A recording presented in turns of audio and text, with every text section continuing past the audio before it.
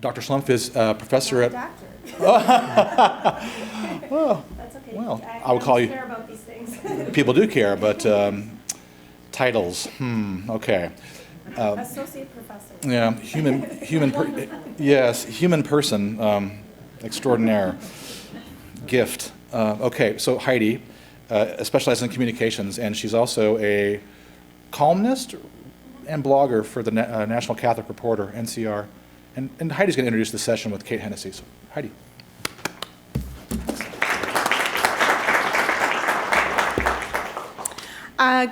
Good morning. I was so grateful to be asked to come attend this conference, and I am tweeting and writing about it for NCR at the same time. I've always identified with Dorothy Day. She's obviously a female Catholic journalist who leans to the left, just like I do. But it wasn't until I read Kate's book that I realized we also shared a love of knitting and coffee. So I'm very excited to introduce Kate. Kate Hennessey, as you all have heard already, is the youngest granddaughter of Dorothy Day and Forster Batterham. She's the youngest daughter of Dorothy's daughter, Tamar. She's a writer in her own right and has had things published before, but I will say I think this one is the book that's going to really put you on the map. The Dorothy Day, The World Will Be Saved by Beauty. I was lucky enough to listen to the book, not read it. So if anyone isn't a reader but wants to get the information, it's available on Audible. And so it was very interesting and prompted many conversations with my children who were in the car with me while I was listening to it. Like, Mom, what's an anarchist? So the book is being widely reviewed. The Chicago Reader just released a review 2 days ago and called it an antidote to trying times. The Atlantic has also reviewed it and wrote about the beautiful kaleidoscope of images in the book, and I agree with that. What I loved about the book is not just the portrait of Dorothy that it gives, but also of your entire family. So stories about your mother and about your father and all the children and everyone involved in Catholic Worker. So I think in the end you really came into some interesting conclusions about both Dorothy and your mother, and as the third generation, we're really lucky to have you here today. So I introduce to you Kate Hennessey, who's going to give us a message of hope.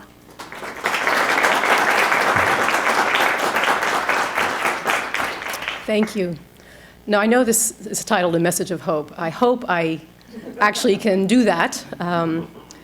We'll just see at the end. I'd like to start with just looking at this beautiful view of the water. My grandmother felt that water was sacred. All water was sacred. And so I'm also doubly appreciative of the talk about Standing Rock. There is no doubt in my mind. I'm actually kicking myself because a reporter asked me, would my grandmother be protesting against Trump? And that word Trump just sucks the air out of the room, and we forget everything else. And she would have been at Standing Rock. There's no doubt in my mind. She was very much interested in the 70s. I don't know if you remember, there was quite a, sorry, I have a cold, so. In the 70s, there was quite a few liberation movements, and one of them was Native American. And she was very much interested and visited reservations, spoke to people. And so I think Standing Rock, both because of her interest in people's movements and also her interest in the sacredness of water, would be very compelling to her. Another thing I want to say about water is that she converted to Catholicism on the beaches of Staten Island. And she always returned to places with water I'm so sorry, I'm like losing my voice. I need some water. I need some water, speaking of water. Yes, I have one. And I just want to point to the photograph that's on the cover of my book. This is the water at Staten Island, which is where she discovered her spirituality and where she continued to return to throughout her life to rejuvenate herself. This is my grandmother. This is my mother. This is probably about 1928. And the photograph is taken by my grandfather, Foster Battram. So this is a particularly meaningful photo to me on many levels, both familial and spiritual. And also, I'd like to say I'm so grateful to be here in Chicago. I don't know much about Chicago, being an East Coast girl. I've only been here once before. But as people have mentioned before, my grandmother spent some of her formative childhood years here. And one of the things that she said that her parents would always make sure was to have them live in a beautiful spot, either near water or near a park. And she always talked about her love of the landscape in Chicago and in the area. I mean, she loved it so much. I grew up in Vermont. My parents moved to Vermont in the late 50s. And so my grandmother would come up and visit us often for a period of 20 years. And every time, or most times, she would come up to Vermont, she'd say, "Too many hills, too many trees. I feel suffocated." And because she had this great, deep love of the prairie, of the Midwest. So I just wanted to start with that because I think it's really important to ground ourselves in the landscape that we are in. And both my grandmother and my mother were very much aware and always tuned in, for lack of a better phrase, to our surrounding landscape. So I just would like to start with that. There's a few things that I want to cover. I kind of throw myself in these talks, and I never know if I actually say what I mean to say. But things seem to work out anyway. I'm really very much interested. I'm going to read a few things from the book. I want to begin with why I wrote this book. I think at this point there are about 20 books written on my grandmother. It's enough in many ways. So why this book? I want to read from the preface because that really lays out how it began for me. There's a few things I want to talk about, in tying it into where do we find hope in these times. I want to kind of bring it to the personal and talk about what I've had to learn as my grandmother's granddaughter, of how to find my way through a very difficult world on many levels, particularly if you are quite sensitive to the ills and evils and the suffering of people. And I assume that everyone in this room, that is on their mind. Otherwise, why be attracted to Dorothy Day? And then I would really love it if people throw questions at me. And don't worry if they're too difficult. I've already heard some very difficult questions, and I try to answer them as best I can. But I am finding that that really is the heart of these discussions about my grandmother. One of her famous sayings is, "We were just sitting around talking, and then the Catholic worker came into being." So I think it's absolutely essential that I not just stand up here and speak, but that you throw some questions at me. So I'd like to start with reading the preface of my book.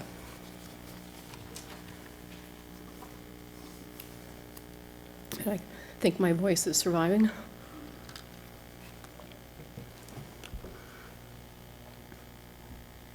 In the last years of her life, my grandmother often woke up hearing in her mind the words from her beloved Dostoevsky: "The world will be saved by beauty." Of all the words she wrote, of all the quotes she so loved to repeat, of all the advice and comfort she gave to countless people, in all 5 of her books and 50 years of her column, and in a lifetime of diary and letter writing, this is what has come to give me the most hope.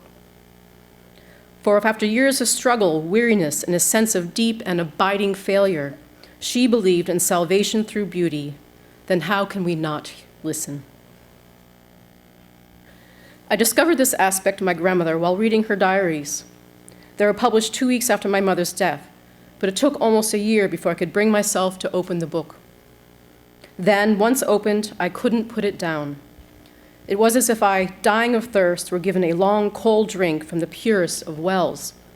And as I read, I felt a growing need to add another layer to this tale, not only to portray the grandmother I knew and her daughter, her only child, Tamar, but also to somehow bring my grandmother and mother together in ways they hadn't been able to achieve while they lived. On the morning after I finished reading, I lingered in that half-asleep state, where both dreams and reality take on a different quality altogether.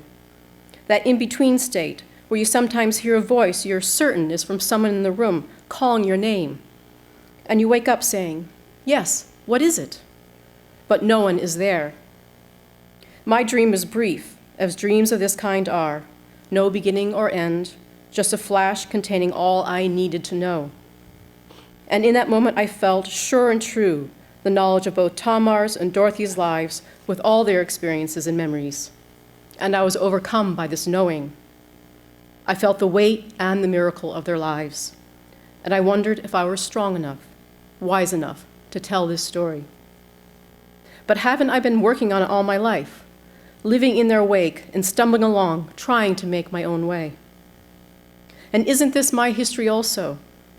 One of the elements of what makes a person extraordinary, I have come to believe, is when their inner and outer lives are in accord. When what they do in the world is what their innermost being leads them to do. This is why the history of the Catholic worker is the history of my mother, the history of the relationship between my mother and grandmother, and the history of my family. The winter following my grandmother's death was bone-shivering, teeth-achingly cold, the temperature hovering between 20 and 30 degrees below zero, night after night. At the time, my mother lived with her small black dog in a hand-built cabin on the edge of the woods. She was alone and grieving, and yet she turned to me. She was 54, and I was 20. And in an effort to help us both through this dark time, she and I began a discussion about her mother. These talks were not often easy to follow. Their paths could be just as elusive as Tamar was herself. She was unfocused and uncollected. She jumped from thought to thought while I tried to follow her hints and allusions, or the sentences she couldn't bring herself to finish. Telling me her story in the grab-bag way she had, an image, a thought, a sparkle and flash of laughter, a retort of anger, regret, or loss. We continued our conversations on the first anniversary of Dorothy's death while staying at the Catholic Workers' Beach Cottage on Staten Island, New York, and then in a house in the small Vermont town of Springfield, where my mother moved from her cabin, the neighborhood rough but full of poor, working-class families, just as Tamar liked it. Again and again, we returned to this discussion and to the last weeks of her life, 27 years later. Many writers, scholars, historians, and theologians have chosen to tell the story of Dorothy Day and the Catholic worker, the movement she began in the 1930s, grounded in performing the works of mercy, and still exists today, decades after her death. But it seems to me that those who knew her best are often the ones most fearful of trying to write about her in all her complexity, richness, and contradictions. Tamar greeted each new book or film about her mother with fatalism, yet she couldn't stay away, and she couldn't keep from being disappointed.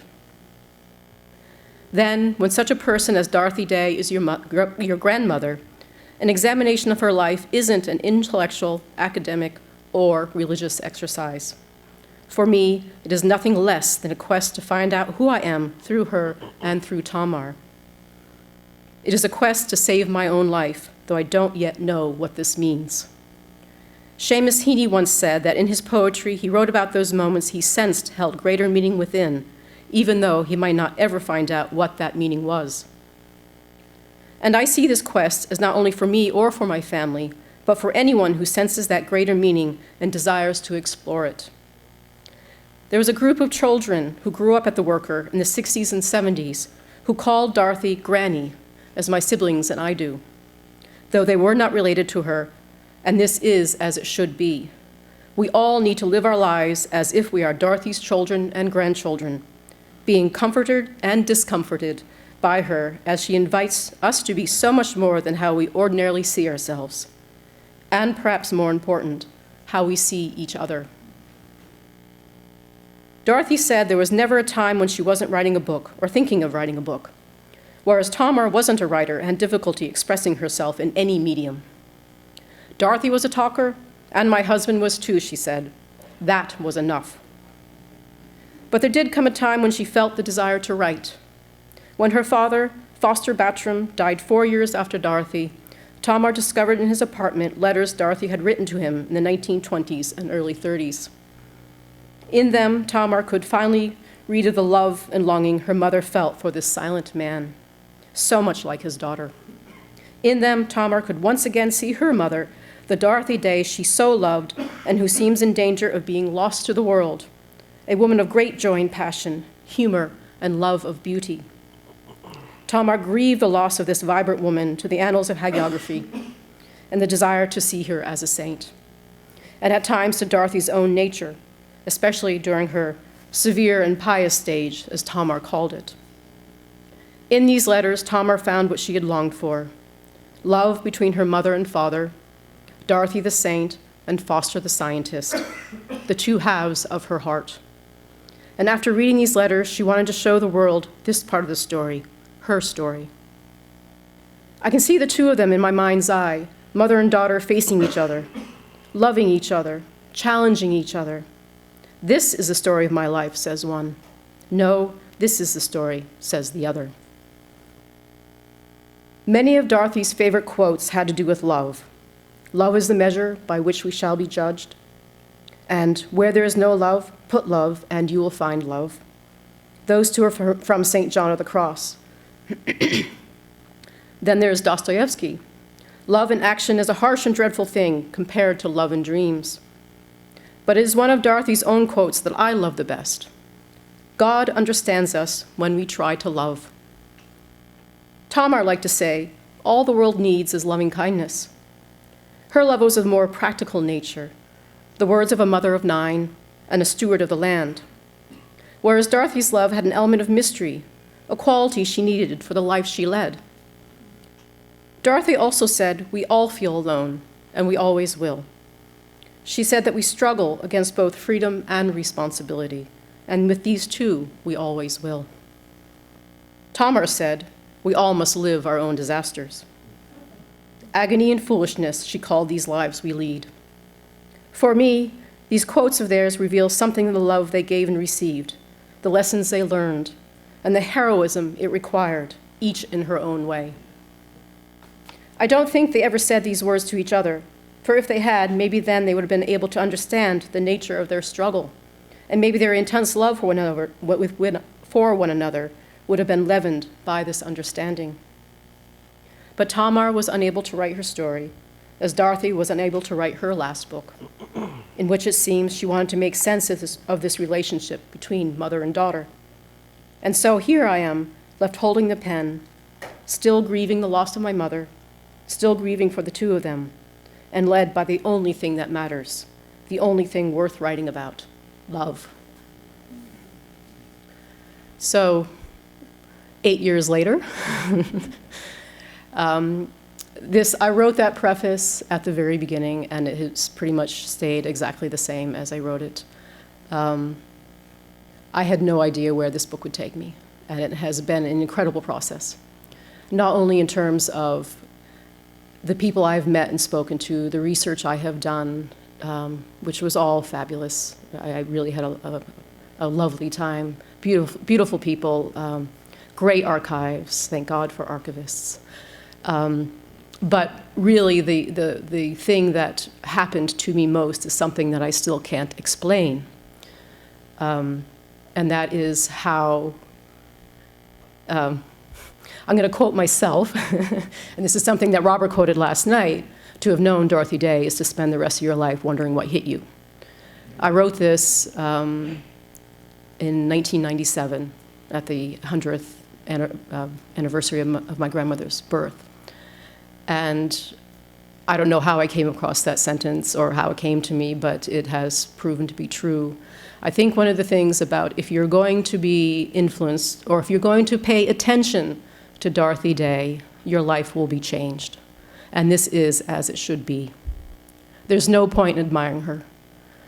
You have to do something. And it has been, unfortunately, my burden that when you grow up with such a powerful person, it is very hard to find your own way. There are probably two things that I have had to come to, three things, but one turned out not to be such a big issue. three things I had to struggle with in growing up, following that wake, that powerful wake of my grandmother. One is voluntary poverty. Now, this probably, I thought, was the most difficult. My mother grew up very poor. She was a mother of 9. She was a single mother of 9. My parents' marriage did not last. And to me, I could not understand what voluntary poverty was and what it meant. And I resented it. I resented poverty. Turns out, that's the easy question. You know, my mother provided us with immense riches. My grandmother provided us with immense riches. And there are riches of the mind and the heart and of beauty. One of the reasons why I titled this book, The World Will Be Saved by Beauty, is not only do I believe it, but the very fact that people have to say it when they talk about my book, to me, is a continuing prayer being sent out. And this beauty doesn't matter how poor you are, unless, of course, you're destitute, and that's a whole different level. I know there was a question earlier, why isn't the Catholic worker more diverse? And I would say there are many, many people who suffer so deeply that just to get through the day is all they can manage. But for those of us who are very lucky to have a little bit more, no matter how poor we are, but to at least have a richness of spirit, poverty has turned out to be a minor incident in my growing up years. And this is something that I came to in the process of writing this book. So what I thought was a big issue, nah, it's not a big issue. There are two other issues, though, that keep unfolding for me. One of the pieces of advice that my grandmother would give to young people, saying, what do I do? How do I find my way? She said, follow your conscience. And she felt this was so profound and so sacred, she said, even if it's an ill-informed conscience. You know, it's great to have an informed conscience, but don't worry if it's not. That there is something so deeply sacred about listening to that inner voice that you had to listen to it and you had to act on it, no matter what. I think this is, I know there's been some interesting discussion around this, and I think there's a bit of distrust, that we kind of distrust that small, still voice within us. And she said, no, you know, never distrust that voice. And I really can't elaborate on that anymore because I think this is such a delicate aspect of how we try to, or how we need to discover who we are and what we're meant to do. The second thing that she talked a lot about is finding your vocation. This probably is one of the things that my mother also talked a lot about, of how essential it is to find your vocation. And your vocation doesn't have to be the Catholic worker. My grandmother was very clear. She said, this work isn't for everyone. And basically, really what the Catholic worker was at her time was a school. She often said that. People come, they spend time here, and they move on. They find out how they can work best in the world. They come, you know, go to become teachers, writers, medical professionals, academics. I mean, it really, editors, you know, that finding one's vocation is so sacred that we're doing a disservice when we choose our vocation based on things that are not in our heart. She said, how do you know your vocation? By the joy it brings you. Now I'd like to leave those at that. And I know there will be some questions about that because I think, how do we move ahead during these times? And I would say we have to start with those two questions. What is in our conscience? And what are we called to do? Where do our abilities lie? And where does our joy lie? Now, it took me many, many years to learn these things. So, and I'm still working on them. It's been a long time for me to be able to accept the fact that actually my vocation is a writer and that my vocation is not the Catholic worker. Now, my family is the Catholic worker, but it is not my vocation. So those are two things that I would love it if people would elaborate on from their personal experiences. Now, I think I would actually open up to questions at this point. I really don't like speaking too much at length, but I am more than delighted to speak at length with people's direct questions. So, Heidi?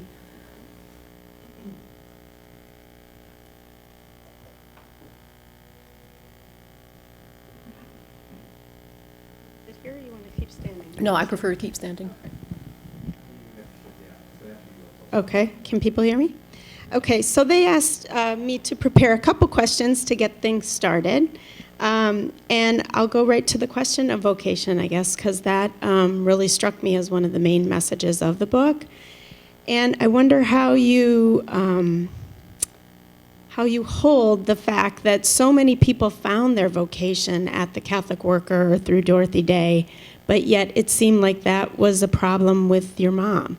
So she was not able to really discover that sense of vocation, and in part because of her relationship with her mother. I think one of the saddest sections of your book was the part where she had her IQ test late in life and discovered like 140 something. Yes.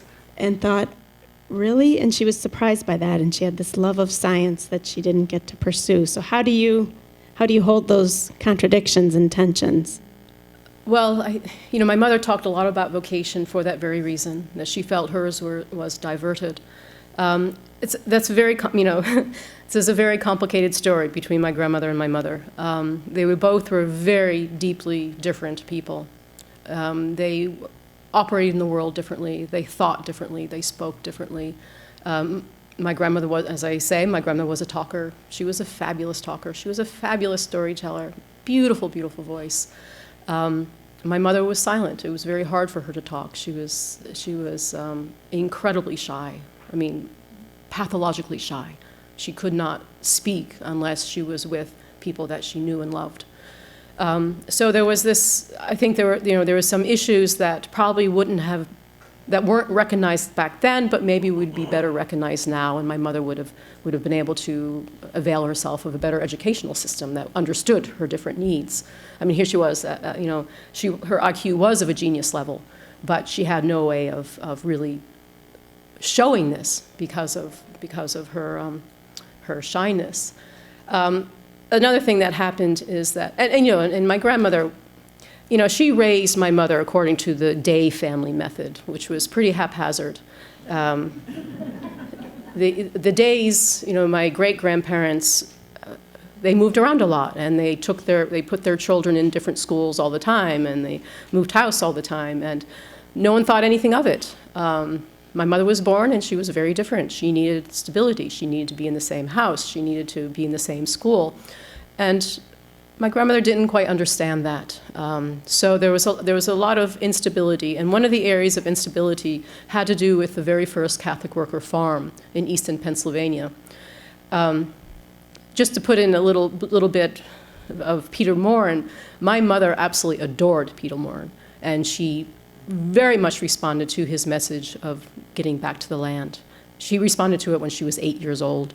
I mean, she grew up in New York City, in Little Italy, in New York City, but she wanted out of there as quickly. When she discovered dirt and animals and trees, she knew that was where she was meant to be.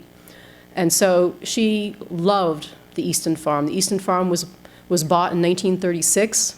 The work had been going for 3 years. It was their very first farming commune, and it was in existence for 11 years.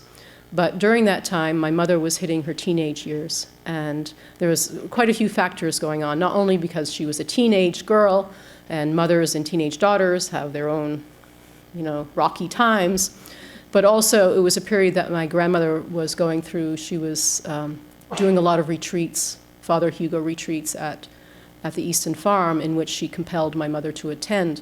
And there was a real, I kind of touch upon in the preface that my mother was losing this mother that she so loved this mother that talked about art and literature and music, and my mother was, turning 14, and she was just beginning to appreciate those things. And then it shut down because of the rigorous nature of the retreats. And so there started to be this tension.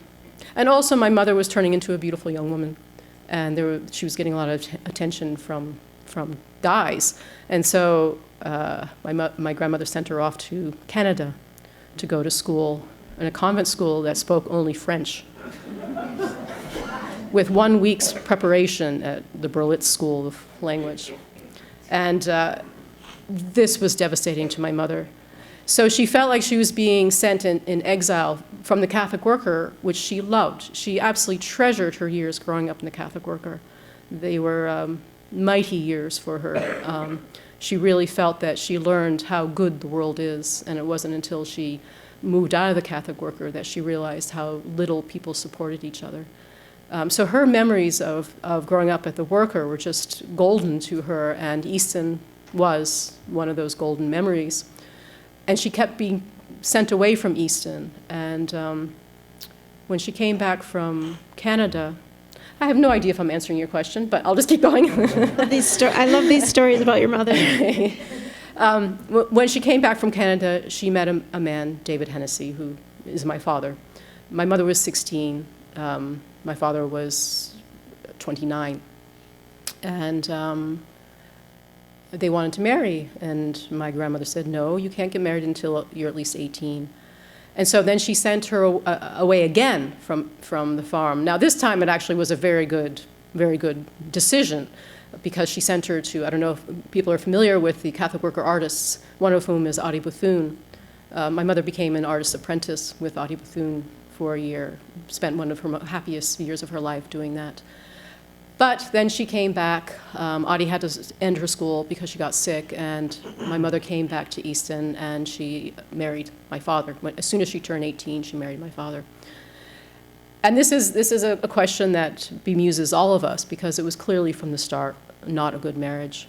But I think what this has to do with vocation is that my mother was so strongly trying to find her own voice and to make her own decisions, and she felt that perhaps that by marrying she could actually remain at the Easton farm, and she wasn't any longer subject to her mother's decisions. And so, but what happened then, of course, is that my mother and father proceeded to have 9 babies in a period of 17 years. So, there was no chance of a vocation at that point. My mother was very much interested in the sciences. Another element, another thread of this discussion is that at that time, my mother was educated in Catholic schools. The nuns had absolutely no interest in science. And so her father tried to fill in this gap by, providing, Foster tried to provide her with chemistry sets and seeds and, things that, so my mother could, do her own experiments, do her own work. But it wasn't followed up in school. And it's one of the sad tales of aspects of my mother's life that it wasn't until Vatican II that nuns started studying the sciences. And at that point, of course, my mother was in her 40s, mid-40s. She did go back to school. She actually became a nurse, but that really wasn't her vocation either. She found it very difficult to be with people who are in such pain and suffering. I actually heard from Robert Ellsberg, I think that you're the one that told me that she wanted to be a doctor. She had never said that to any of us. So I think that was probably one of the hardest things for me to realize as I was growing up, that she really was diverted for a variety of reasons, just bad timing, bad decision making. It happens. But of course, here I am, one of the outcomes of those decisions.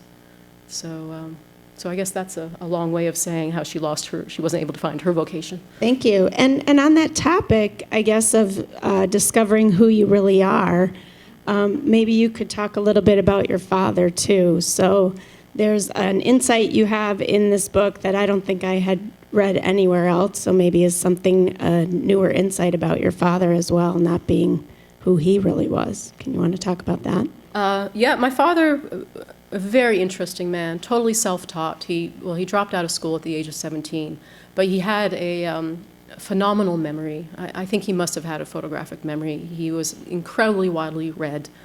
In 1936, he came across the Catholic Worker paper, and that's how he became interested in the Catholic Worker. It's also part of my father's very interesting nature that at the same time he was also listening to the radio shows of, that priest, that Coughlin? Yes, Father Coughlin, yes. A lot of anti-Semitic stuff, but, my father did back away when that started to happen. But, he was a person of many threads. And he became interested in the Catholic Worker. He had been working in the U.S. Department of the Interior as a map maker for many years, and he had an accident that did some brain damage when he was in his 20s. And at that time, he decided he heard about the Easton Farm, and he was very much interested in the Back to the Land. He was a proponent of distributism. I don't know if some of you have heard of that, but it was considered in the 30s to be a third way between the evils of capitalism and socialism. And that was kind of small ownership, small villages, people owning their own tools, owning their own what they make. And so I loved this idea. Now, unfortunately, my father was more of a man of ideas than practicality, and being on a farm really didn't suit his purpose. And also, the Catholic Worker was a bit too radical for him. He was more conservative. But when he had decided to leave the Worker, he met my mother and fell in love. And so they got married. And unfortunately, one of the the difficulties of this story is that my father was totally unsuited to being married and having children. One of the reasons was he was profoundly alcoholic, but this was only a symptom, and this is only something that it wasn't at the heart of his difficulties. Now, there was a very difficult question earlier on in one of the previous panels of what. How do you? I can't remember the exact wording, but it has to do with sexuality. And when, of course, I hear that, I hear the Church's teachings on homosexuality. My father was in love with a man when he was very young, and he was an extremely devout Catholic. And this separation between what was in his heart and what he was taught broke him. It literally broke him. And, of course, the marriage couldn't last under that. Now, I want to say that, this is also a very complicated story. I mean, he deeply loved my mother and loved her until his death. He lived to the age of 93. But this was something that he could not, as a devout Catholic, he could not bridge that gap of what he was being told and what he felt. And he died believing that he was going to hell. So that's the tragedy of my father. And this is one of the reasons why my mother left the church. She could not exclude people in that way. She could not damage people in that way. And to her, it was a relief to let that aspect of the church go. Thank you. I just have one more question, and then we can open it up to the group as well. So in reading some of the reviews of the book, and also in writing a brief piece about this about this symposium for NCR, quickly people in the comments started discussing Dorothy Day as a mother and whether she was a good mother or not. And then also debating whether this was even a fair question or not. Would it be asked of a man, for example? And I read a piece by Jim Martin, the Jesuit from America, who said your book really was surprising to him in that he saw Dorothy as an imperfect, or even I think he said indifferent, mother.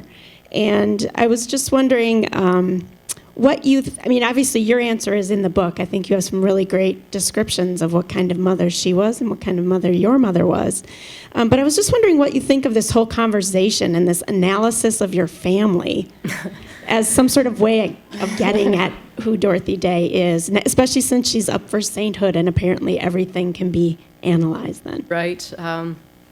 Well, indifferent, I think, is such an unfair word. And I'm quite surprised that Jim used that word. Indifference is not in my grandmother's fiber of being. There's just, there's not one molecule of indifference for anything in her. The relationship between mother and daughters, well, there's a lot of heads nodding. Very complicated. And Jim is neither a mother or a daughter. Their relationship was so deep that in many ways I consider it the primary relationship for my mother. That their relationship was deeper than her marriage and deeper than her relationship with her children. Now, it's a testament to my mother's ability to love that I never felt anything but intense love from her. So this says, I'm trying to say a lot in very inadequate words, the quality of their bond. Now, a lot of people have judged my grandmother on her lack of mothering skills, but this has nothing to do with the Catholic worker. It's nothing to do with my grandmother's vocation, though there were times in which her speaking took her away, and my mother had to be, the gap would be filled by certain people at the Catholic worker. And also, my mother went to boarding school, which was full. My mother would say, well, the boarding school was full of single parents. I mean, that was not unusual. So there was that profound separation, and also, as I mentioned, when she was my mother was sent up to Canada, this kind of sense of exile from her family, and I think those were probably the most difficult aspects. Even I can't say my grandmother ever understood my mother. They were very different. My grandmother, she understood people who talked and wrote and were out there in the world, and that was not my mother at all. So I think there was this basic misunderstandings of what mattered to my mother, what my mother needed. But it was all worked out. There were some things that lingered in the final years of their life, but they talked about them. They didn't really solve things. I mean, there was the most lingering difficulty was the question of my mother's education. My mother felt that she was never educated to the level of what she should have been educated to. So, in terms of the mothering, again, I have to bring in the Day family method of raising kids. My great-grandfather believed that, well, certainly with the boys, with his sons, not with his daughters, but with his sons, as soon as you turn 15, you're out. You're making your own way. Go off to it and don't look to me for help. And that kind of, I think that those kind of strands, continued a bit. That though in practical sense, my grandmother helped my mother out all the time. And we grew up knowing my grandmother very well because she would come up and help out all the time. Not only in terms of finances, but in terms of her time. She spent 4 months helping to raise me when my mother was in nursing school. So there was this incredible, heroic, this is the only way I can put it. And, well, this is how, I'm quoting my mother. My mother said that Dorothy's sense of family was heroic, and that there are very few people who were just as involved in the public arena that you could say was as involved as Dorothy was with her family. Not only with us kids, not only with Tamar, but with her siblings, with her nieces and nephews, with the whole wider Day family.